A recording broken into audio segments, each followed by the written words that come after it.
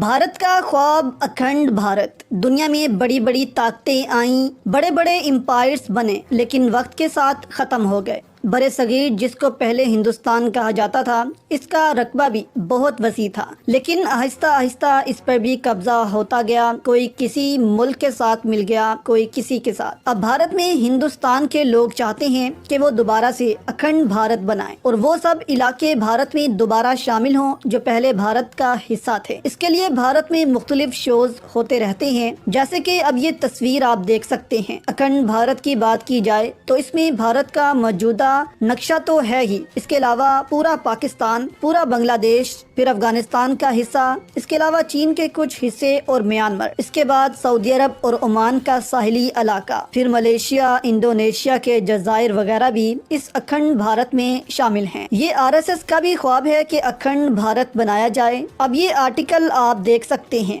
RSS का chief कह रहा है कि अब अखंड भारत बनाने का वक्त आ गया है और हमें इसकी तरफ बढ़ना होगा। लेकिन यहाँ पर सवाल ये पैदा होता है कि क्या भारत ये ताकत रखता है कि वो अखंड भारत बना सके। अभी हाल ही में एक हेलीकॉप्टर क्रैश में भारत का ताकतवर तरीन बंदा मारा जाता है, जो भारत का CDS था, यानी भारत की तीनों अफवाज का सरबरा। इस पर चीनी भारत पर बहुत हंस रहे हैं कि भारत अपने एक ऐसे ताकतवर जनरल को नहीं बचा सका तो वो जंग क्या लड़ेगा। और इसको लेकर चीन में तो भारत पर बहुत हंसा जा रहा है, जबकि पहले चीन समझता था कि भारत की फौज कोई मुकाबला कर पाएगी, लेकिन इसके बाद चीन की अफवाज के हौसले और बुलंद हो गए हैं ये हादसा देखकर कि ये तो किसी काम की फौज नहीं। जबकि आरएसएस का अखंड भारत का ख्वाब कभी भी पूरा नहीं हो सकता। भारत की एक हरकत कहीं भारत को अपना इलाका खाली करने पर मजबूर ना कर दे। तो इसलिए कि अब वो दौर खत्म हो चुका है जब मुल्क इसी चांस में रहते थे कि किसी तरह इस रियासत पर हमला करके इसे अपनी रियासत में शामिल कर लिया जाए। अब वो दौर खत्म हो चुके हैं। अब पाकिस्तान, चीन एक एटॉमिक पावर्स हैं। भारत की